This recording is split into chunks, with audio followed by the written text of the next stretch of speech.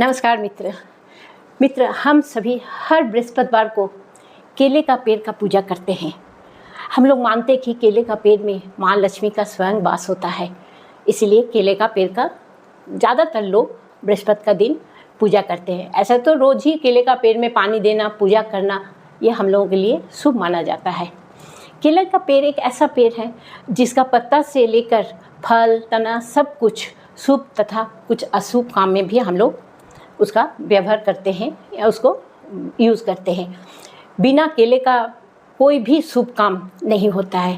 केले का पत्ता भी एक ऐसा चीज़ है जिसको कोई भी शुभ काम में उसका उपयोग किया जाता है। केले के पेड़ में आखिर किस देवता का वास होती है, क्यों लोग केले का पेड़ को इतना मानते हैं? तो चलिए मित्र, आज हम इस वीडियो के माध्यम से आप लोगों को बताएंगे कि केले का पेड़ का जन्म कैसे हुआ। मित्र, केले का पेड़ का जन्म ऋषि दुर्वासा का एक भयंकर श्राप से उत्पत्ति हुआ। ऋषि दुर्वासा का बहुत ज़्यादा क्रोध था। ऋषि दुर्वासा को लोग उनके क्रोध के लिए जानते हैं। एक दिन दुर्वासा ऋषि ने अपने घर से कहीं दूर गए हुए थे किसी कार्यक्रम करने के लिए। लौटते लौटते उनका थोड़ा सा अंधेरा हो गया, शाम हो गया। घर आकर उन्होंने अपना भोजन करके थोड़ा सा आराम करने के लिए लेट गए और उनका पत्नी को बोले, उनका पत्नी का नाम था कंदली।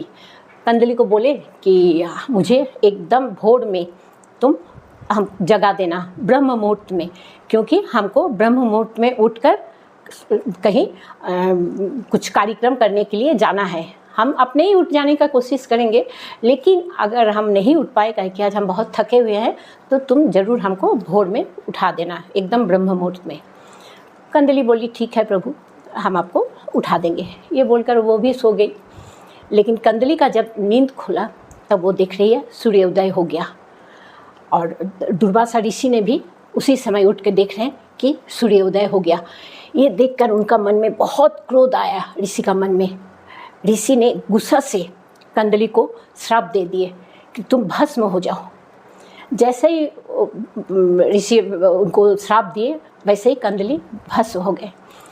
कुछ देर के बाद कंदली का पिता जो थे, उनका नाम था ऋषि अम्बरेश, उन्होंने अपने पुत्री का राख देखकर बहुत गुस्सा में आ गए और दुर्वासा ऋषि को बहुत तिरस्कृत करने लगे कि ऐसा क्या हो गया कि तुमने मेरा बेटी को भस्म कर दिया।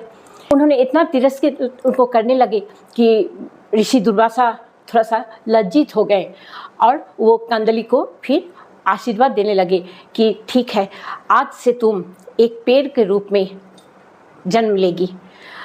कोई भी इंसान कुछ भी शुभ काम या अशुभ काम करेगा, सबसे पहले तुम्हारा फल, तुम्हारा पत्ता, तुम्हारा जड़ ये उस काम में लगाएगा, उसके बाद ही कोई शुभ काम होगा।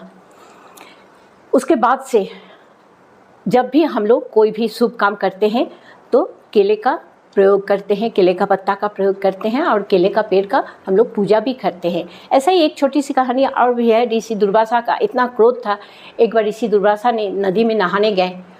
उस समय बहुत तेज का हवा आया और उनका कपड़ा हवा से बहकर लेके चला गया। वहीं सामने एक छोटी सी लड़की खेल रही थी। वो ये चीज़ देखकर खूब हंसने लगी। बच्ची थी, उसका तो कोई मन में छल कपट नहीं था। उसको हंसते हुए देखकर ऋषि दुर्वासा ने इतना क्रोधित हो गए कि वो उस लड़की को श्राप दिया कि आज के बाद से तुम इस धरती में नदी के रूप में बहोगी और जितना भी लोग हैं सब अपना पाप धोने के लिए तुम्हारा पास आएंगे नहाने के लिए। वो लड़की और कोई नहीं थी, वो थी गंगा। तभी से माँ गंगा का पृथ्वी पर आविर्भाव हुआ। उसके बाद से लोग देखिएगा गंगा नहाने जाते हैं अपना पाप धोने के लिए। ठीक है मित्र, ये कहानी अगर आप लोगों को अच्छा लगा तो ज़रूर सब्सक्राइब कीजिएगा, शेयर कीजिएगा। नमस्कार।